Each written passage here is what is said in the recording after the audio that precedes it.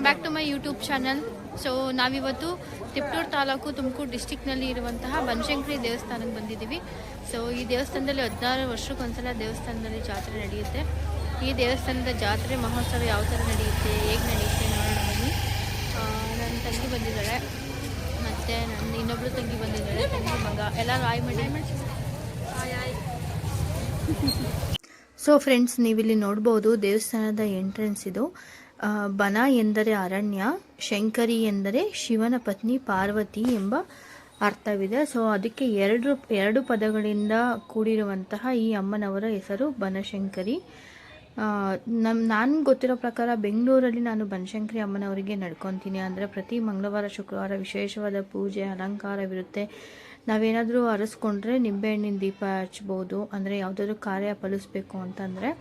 But ಈ ಕೋಟ್ನಾಯಕನಹಳ್ಳಿನಲ್ಲಿರುವಂತಹ ಬನಶಂಕರಿ ಅಮ್ಮನವರಿಗೆ ಮಂಗಳವಾರ ಶುಕ್ರವಾರ ಏನಂತ ವಿಶೇಷವಾದಂಥ ಪೂಜೆ ಅಲಂಕಾರ ಇರಲ್ಲ. ಬಟ್ ಪ್ರತಿ ಪೌರ್ಣಮಿನಲ್ಲಿ ವಿಶೇಷವಾದಂತಹ ಅಲಂಕಾರ ಮತ್ತು ಪೂಜೆ ಇರುತ್ತೆ. ಮತ್ತು ನೀವಿಲ್ಲಿ ಏನು ಅಷ್ಟು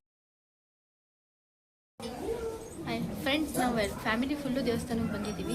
ಸೊ ಇವತ್ತು ನಮ್ಮ ಆಂಟಿ ಇದ್ದಾರೆ ಜೊತೆಯಲ್ಲಿ.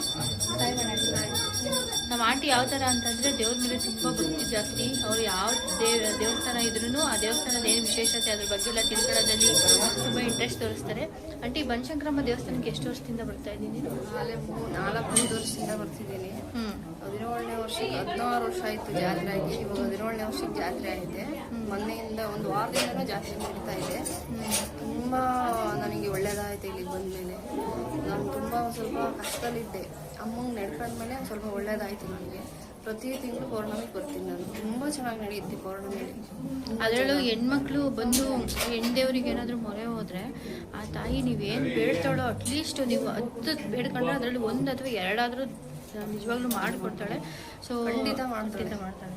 ಹೌದು, ಅದಕ್ಕೋಸ್ಕರ ಹೆಣ್ಮಕ್ಳಿಗೆ ಏನು ಹೇಳೋದು ಅಂದರೆ, ಯಾರು ನಂಬಲಿಲ್ಲಾದರೂ ಪರವಾಗಿಲ್ಲ, ದೇವ್ರನ್ನ ನಂಬಿ ನೀವು ಎಷ್ಟಾಗುತ್ತೋ ಅಷ್ಟು ನಿಮ್ಮ ಮನಃಶುದ್ಧಿಯಿಂದ ದೇವರಲ್ಲಿ ನಡ್ಕೊಂಡ್ರೆ ಅಟ್ಲೀಸ್ಟ್ ನಿಮಗೆ ಸುಮಾಂಟಿ ಇವಾಗ ನನ್ನ ಅಂದರೆ ಯೂಟ್ಯೂಬ್ ಚಾನಲ್ ವೀಕ್ಷಕರಿಗೆ ಈ ತಾಯಿ ಬಗ್ಗೆ ನಿಮ್ಗೆ ಏನು ಗೊತ್ತು ಅನ್ನೋದನ್ನು ನೀನು ಶೇರ್ ಮಾಡು. ಯಾಕಂದರೆ ನಾನು ಈ ದೇವಸ್ಥಾನಕ್ಕೆ ಬರ್ತಿರೋದು ಫಸ್ಟ್ ಟೈಮು. ಬಟ್ ನಂಗೆ ಬಂದ ತಕ್ಷಣ ಏನು ಖುಷಿ ಅನ್ನಿಸ್ತು ಅಂದರೆ, ತಾಯಿಯ ಸ್ವರೂಪ ಏನಿದೆ ನೋಡಿದ ತಕ್ಷಣ ಕಣ್ಣಲ್ಲಿ ನೀರು ತುಂಬ್ಕೋಬೇಕು. ಅಷ್ಟು ಒಂಥರ ಅಷ್ಟು ಲಕ್ಷಣ ಆಗಿರ್ಬೋದು, ತಾಯಿ ಒಂದು ನೋಡ್ತಾ ಇರೋ ರೀತಿ ಆಗಿರ್ಬೋದು, ಅದೆಲ್ಲ ನಿಜವಾಗ್ಲೂ ತುಂಬಾ ಖುಷಿ ಆಗುತ್ತೆ. ಸೊ ನಿನಗೇನು ಅನ್ಸುತ್ತೆ ಆಂಟಿ? ಅಮ್ಮ ತುಂಬ ಒಳ್ಳೆ ಇದನ್ನು ಕೊಡ್ತಾಳೆ, ವರ ಕೊಡ್ತಾಳೆ. ಬೇಡಿರಿ ಅವಳು ನಡ್ಕೊಂಡ್ರೆ ಪ್ರತಿ ಪೌರ್ಣಮಿಗೆ. ಈಗ 3 ಪೌರ್ಣಮಿ ನೀವೇನೋ ಈಗ ಮಗಂಗೆ ಪಾಸ್ ಆಗಬೇಕು. 3 ಪೌರ್ಣಮಿಗೆ ಬಂದರೆ ನೀವು ಅದನ್ನು ನಡೆಸ್ಕೊಡ್ತಾಳೆ ಅವಳು. ಈಗ ಮನೇಲಿ ಏನಾರು ಕಷ್ಟ ಇರುತ್ತೆ, ಈಗ ಸಾಲ ಮಾಡಿರ್ತೀವಿ, ಏನಾರು ಒಂದು ಸಮಸ್ಯೆ ಇರುತ್ತೆ, ಅದು ನಮ್ಮನ ಹತ್ರ ಹೇಳ್ಕೊಂಡ್ರೆ 3 ಪೌರ್ಣಮಿಗೆ ಬರ್ತೀನಿ ಕಣಮ್ಮ ಅಂತ 3 ಪೌರ್ಣಮಿಗೆ ಬಂದರೆ 3 ಪೌರ್ಣಮಿ ಮುಗಿಯೋದ್ರೊಳಗೆ ನಿಮಗೆ ಫಲ ಆಗಿರುತ್ತೆ, ಆ ಫಲ ಸಿಕ್ಕಿರುತ್ತೆ. ಸೊ ಫ್ರೆಂಡ್ಸ್, ನಿಮಗೂ ಏನಾದರೂ ಯಾವುದಾದ್ರೂ ಕೆಲಸದಲ್ಲಿ ಅಡಚಣೆ ಏನಾದರೂ ಇತ್ತು ಅಂತಂದರೆ, ಅಥವಾ ಮನಸ್ಸಲ್ಲಿ ಏನೋ ಅಂದ್ಕೊಂಡಿರ್ತಾರೆ ಆ ಕೆಲಸ ಆಗ್ತಿಲ್ಲ ಅಂತಂದರೆ 3 ಪೌರ್ಣಮಿಗೆ ನೀವು ಬಂದು ಏನಾದರೂ ಅಲಂಕಾರ ಮಾಡಿಸ್ಬೇಕಾ? ಏನಿಲ್ಲ, 3 ಪೌರ್ಣಮಿಗೆ ಬಂದು ಅಣ್ಕಾಯಿ ಮಾಡಿಸ್ಕೊಂಡ್ರು ಸಾಕು. ನಿಮ್ಮ ಶಕ್ತಿ ಅನುಸಾರ ಏನು ಬೇಕಾದ್ರೂ ಮಾಡ್ಬೋದು ಅಮ್ಮಂಗೆ. ಸೊ ಫ್ರೆಂಡ್ಸ್, ನಮ್ದಿಲ್ಲಿ ಪೂಜೆ ಎಲ್ಲ ಮುಗಿಸ್ಕೊಂಡು ದರ್ಶನ ಮುಗಿಸ್ಕೊಂಡು ನಾವಿಲ್ಲಿ ದೇವಸ್ಥಾನದ ಪ್ರದಕ್ಷಿಣೆ ಮಾಡೋಣ ಅಂತ ಹೊರಟ್ವಿ. ಪ್ರದಕ್ಷಿಣೆ ಎಲ್ಲ ಮುಗಿಸ್ಕೊಂಡು ಮತ್ತು ನನ್ನ ತಂಗಿನ ಮಗ ಏನಾದರೂ ಕೊಡ್ಸು ಅಂತ ಹೇಳ್ಬಿಟ್ಟು ಆಟ ಮಾಡ್ತಾ ಇದ್ದ. ಅಲ್ಲಿ ಆಲ್ಮೋಸ್ಟ್ ಜಾತ್ರೆ ಎಲ್ಲ ಮುಗ್ದೋಗಿತ್ತು. ಜಾತ್ರೆ 6ನೇ ದಿನಕ್ಕೆ ನಾವು ಹೋಗಿದ್ದು. ಸೊ ಯಾವುದೇ ರೀತಿಯಾದಂತಹ ಅಂಗಡಿಗಳು ಅಲ್ಲಿ ಇರಲಿಲ್ಲ. ಈ ದೇವಸ್ಥಾನದ ಅಲಂಕಾರನ ಜಸ್ಟ್ ನೋಡ್ಕೊಂಡ್ವಿ. ಸಂಜೆ ಹೋಗಿದ್ದು ನಾವು. ಯಾವುದು ರಶ್ ಇರಲಿಲ್ಲ. ಆರಾಮಾಗಿ ದೇವ್ರ ದರ್ಶನ ಎಲ್ಲ ಮಾಡಿಕೊಂಡು ಫ್ಯಾಮಿಲಿ ಒಂದು ಅರ್ಧ ಗಂಟೆ ಟೈಮ್ ಸ್ಪೆಂಡ್ ಮಾಡಿಕೊಂಡು ಒಂದು ಗ್ರೂಪ್ ಫೋಟೋ ಯಾವುದು ಕಂಪಲ್ಸರಿ ಇದ್ದೇ ಇರುತ್ತಲ್ವ, ಯಾವುದೇ ಫಂಕ್ಷನ್ ಆದ್ರೂ group photo. So group photo ಅಲ್ಲಿ ನಿಂಗೆ ಏನು ಬೇಕೋ ಆಟಾಡೋಕ್ಕೆ? ಯಾವುದು ಅದೆಲ್ಲ ನಿಂಗೆ ಆಟಾಡೋಕ್ಕೆ ಏನು ಬೇಕು? ಆಟೋ ಬೊಮ್ಮ ಆದರೆ ಆಟಾಡೋದ?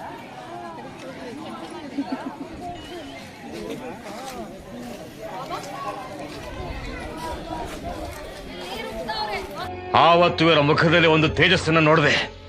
ಏನನ್ನು ಸಾಧಿಸಿರೋ ಸಂತೋಷ ಇವರ ಮುಖದಲ್ಲಿ ತೇಲಾಡ್ತಾ ಇರೋದನ್ನ ಗಮನಿಸಿದೆ.